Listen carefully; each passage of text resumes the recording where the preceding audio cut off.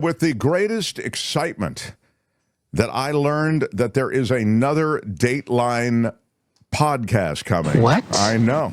I thought they were at the legal limit for Dateline podcasts, but apparently they are not. And before I bring on our featured guest, who's Josh Mankiewicz from Dateline NBC, I want to bring in my other half, the lovely and adorable Courtney, everybody. And the reason I bring her in is because she is our true crime specialist on this show. She has listened to the Dateline podcast because she never misses Dateline, and it's not just Dateline. She's not like just some retail true crime person. She has all the true crime podcasts. She is like, this is for her kind of like another industry of her life is following true crime. And so, Courtney, welcome. Hi, thank you. Yeah. Yeah. Got to be quite a thrill to be able to speak to Josh Mankiewicz, who is there at the always a thrill. Epicenter of true crime there on Dateline.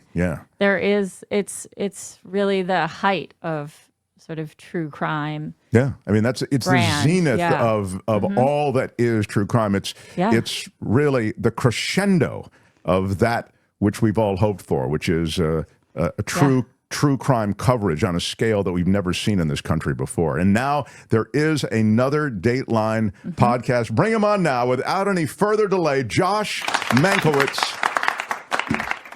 Josh, we adore you. I personally adore you. I've known you all my life.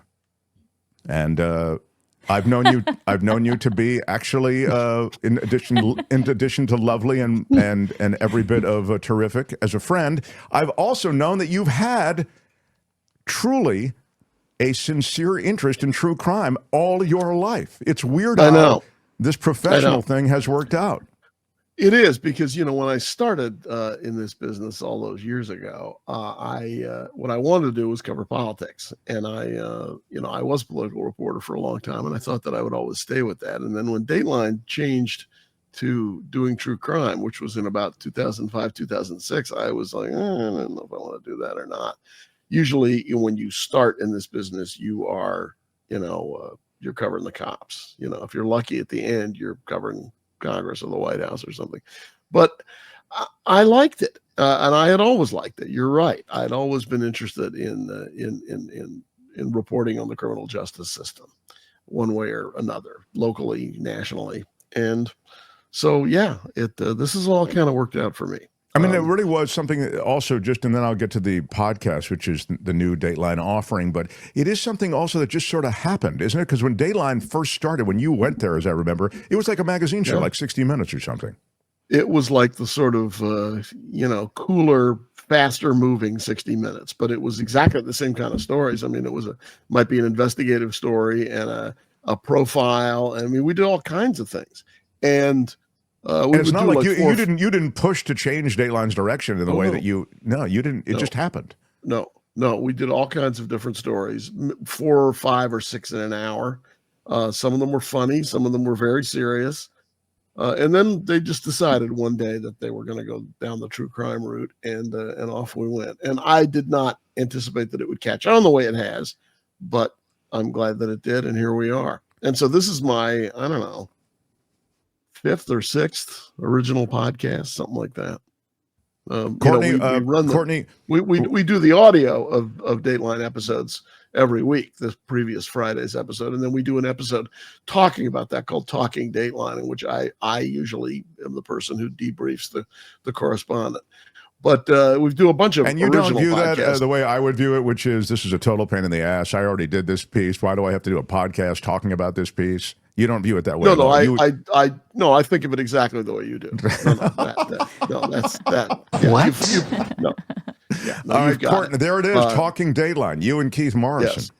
Well, me and Keith, or me and Dennis, or me and Andrea, whomever, and soon me or Blaine Alexander, who's joining us in January. Oh, Blaine Alexander. I'm not familiar with Blaine Alexander, but I do love the name Blaine Alexander. I think Blaine is a very strong name. I love the name Blaine. It is. Now, Courtney, talk to me about the new Dateline NBC podcast, if you would. I'd rather hear it from you than Mankiewicz. I mean, That makes sense. I just want Yeah. to say. That's really So like it's Josh talking. Okay. Don't, Yeah, you don't yeah, want it's you don't Josh. want me Yeah. on to talk about my No, podcast. no. It's just this is how the professionals do it. Do you like it? Do you like the podcast? Did it land for you? Yeah. Well, Josh can talk about it, but there are 2 episodes available, right, Josh? And then it Yes. begins tomorrow. Yeah. The first 2 episodes are already out. The next 2 What's it come called, out tomorrow. Josh?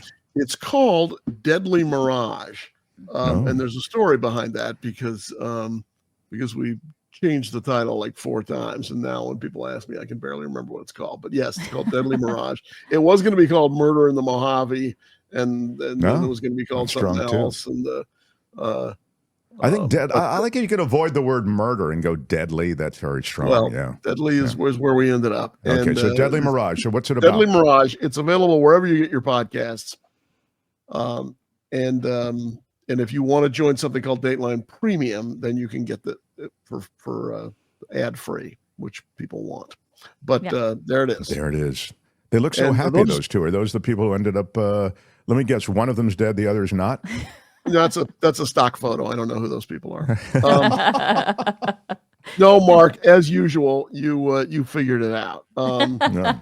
One of those people is dead, and the other. Oh, I mean, I'm happy to talk about the nuts and bolts of this thing because it's such a good story. On the left is Rob Lamone, and on his wife, on screen right there is Sabrina, and his wife. They lived out in Hallandale in an area called Silver Lakes, completely man-made, out in the desert in the Mojave area outside of Los Angeles. He worked for the railroad. He was a railroad guy. She was mostly a stay-at-home mom, but she also worked at Costco handing out samples. Oh yeah, those people are very nice.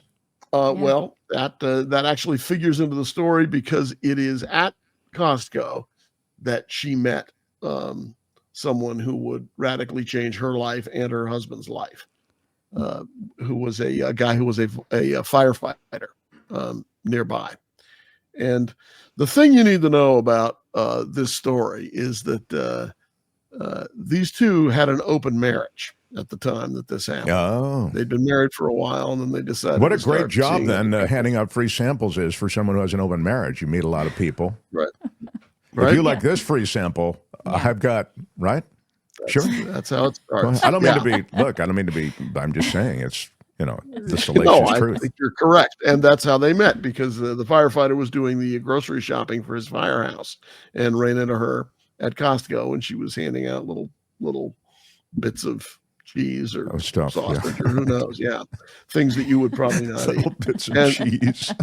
Yeah. Well, I mean, that's how relationships start is with Thompson, party of 4. Yeah. Right. Go ahead. Yeah. So one thing led to another. And the interesting thing is that, those 2 were in a marriage in which infidelity was essentially sanctioned because it was happening, right in front of the other person. But this was infidelity that was not sanctioned. And it led to an affair, and Rob found out about it. The husband demanded that they stop. There is some evidence that it did stop. There's also some evidence that it did not stop permanently. And then Rob Lamone was murdered very horribly at the railroad shop in his place of employment. And so then the question became, and I'm not going to tell you where this ends, but then the question became, was this related to the affair that she had? Was this related to their open marriage in some way? And if it was related, then how was it related? Was it a case of the wife and the boyfriend working together to get rid of the husband so they could be together? Or was this a case of the boyfriend simply wanting the husband out of the way so he could have that wife all to himself? And one of the great things that happened in this is that very quickly, the sheriff's department out there began to suspect the 2 of them.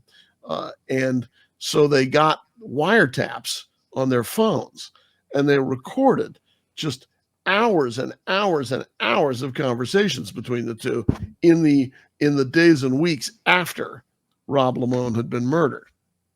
So One of the And so things they had it had to be in those hours and hours. Sorry, go ahead. I apologize. Yeah. Say that again.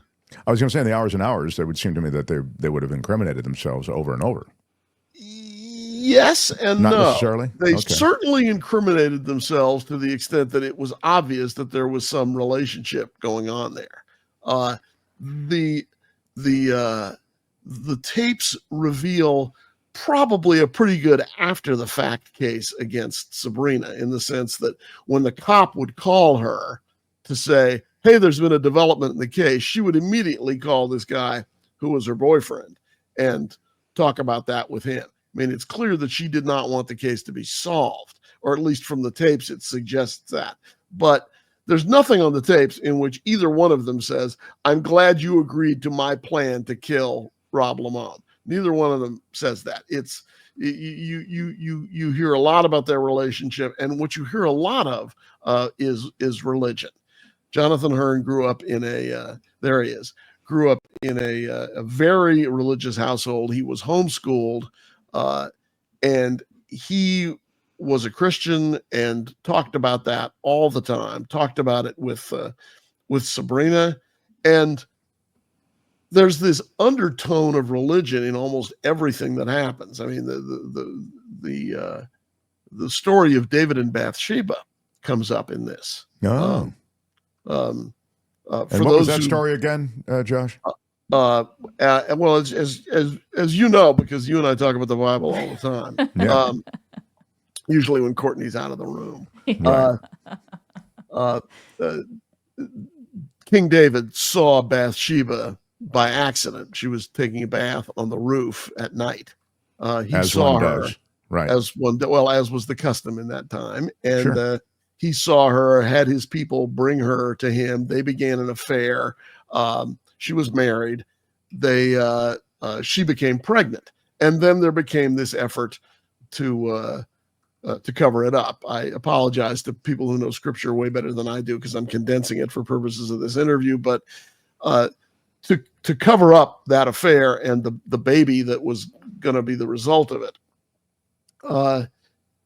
David had Bathsheba's husband, who I think was named Uriah, brought back from the front lines where he was a soldier fighting, so that he could be with Bathsheba, so that everybody could later claim, well, no, that baby must be his because he came back and saw his wife. Sure.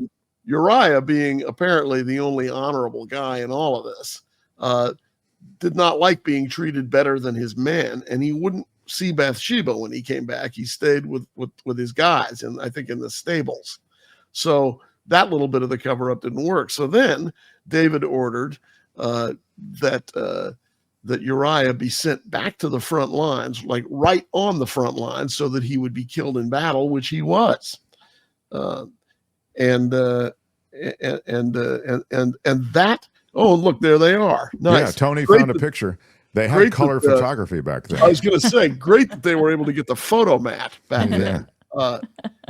So Bathsheba that gets sent story back of to David and Yeah, go ahead. Bathsheba, Yeah. and the aftermath came up a few times in their in- conversations. in the conversations of these two people who had had an affair, and then her husband was killed. So in that way, it mirrored the story of David and Bathsheba. However, interesting for particularly for Jonathan Hearn, who spent so much time reading the Bible, apparently, he missed some significant parts of Scripture.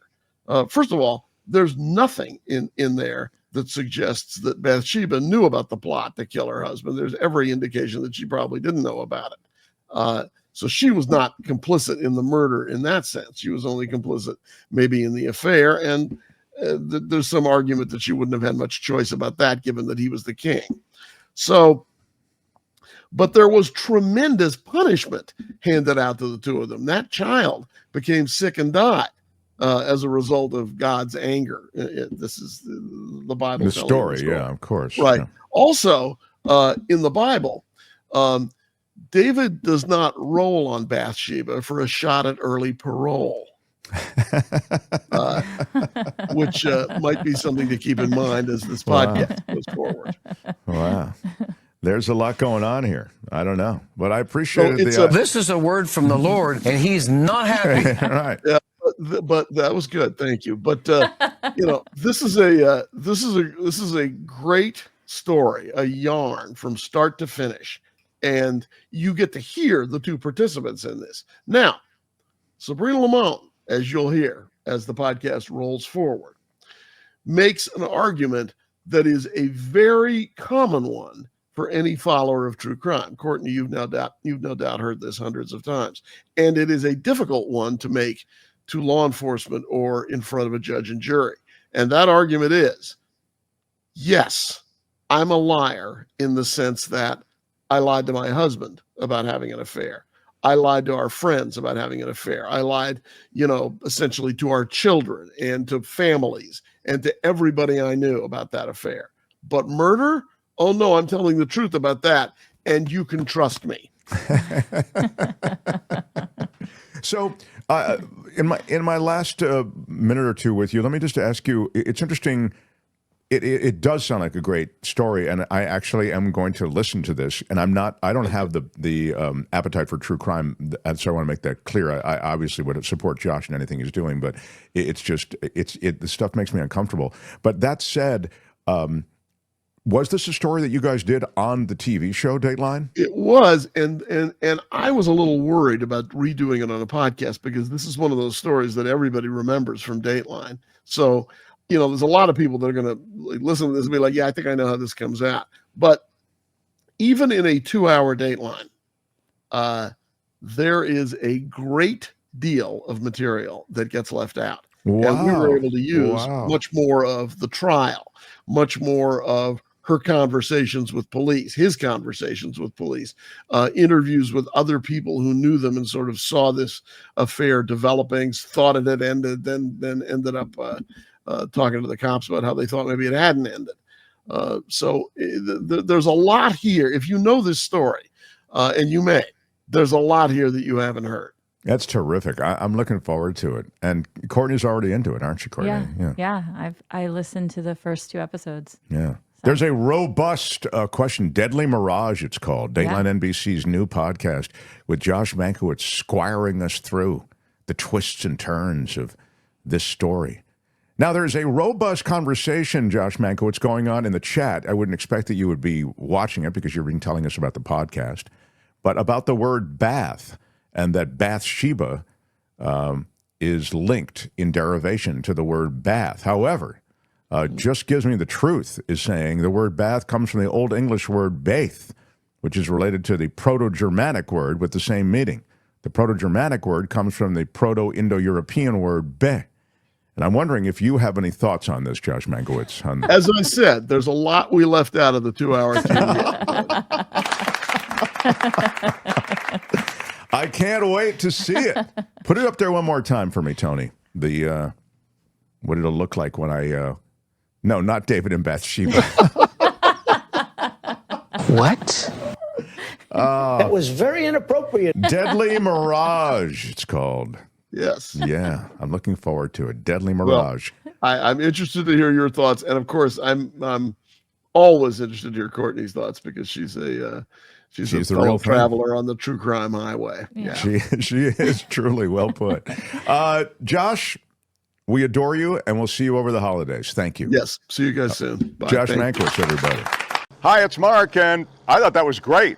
Hit the notification bell. You'll know whenever there's a new video being dropped, and please subscribe to our channel to help us save the universe.